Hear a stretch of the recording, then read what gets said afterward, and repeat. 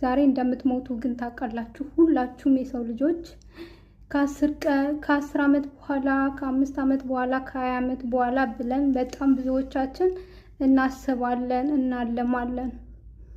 ግን እስቲ እራሳችሁን አንዳንዴ ግምት ውስጥ አስገቡ። ነገ ልሞት እችላለሁ ብላችሁ። ስለዚህ ዋጋችሁን እወቁ።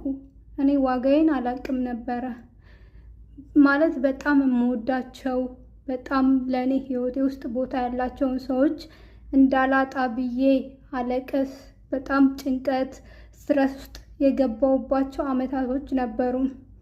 ግን እነዛ ሰዎች እንዳለቅስላቸው ምን እንድልላቸውም ለካ አሁን ላይ ሳስበው አይገባቸውም።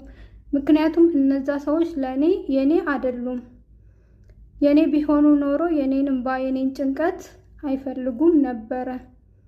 ስለዚህ ዋጋችንን እንወቅ። ዛሬ ልንሞት እንችላለን። እኔ ዛሬ ነው የምኖረው እንጂ የነገን አላውቅም። በየሆነ ሰው ብቻ ሲሞቱ ይከሌ ሞተ ምናምን ብለን አናሽቃብጥ። እኛም ልንሞት እንችላለን። ስናረጅ ምናምን እንደዛ አትጠብቁ። የሰው ልጅ መቼ እዚህ ምድር ላይ በጣም ደስ የሚለው ነገር ፈጣሪ አንድ ትልቅ መሪ ያወጣው የሰው ልጅ መቼ እንደሚሞት አይታወቅም።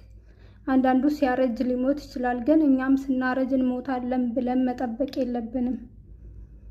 እያንዳንዱን ደቂቃ፣ እያንዳንዱን ሰከንድ፣ እያንዳንዱን ቀን በምንኖርበት ቀን ደስተኛ ሆነን መኖር አለብን። ለሰው ብላችሁ አትኖሩ። እውነት ደስታችሁን ነው የምታጡት። ስለዚህ ራሳችሁን ምረጡ።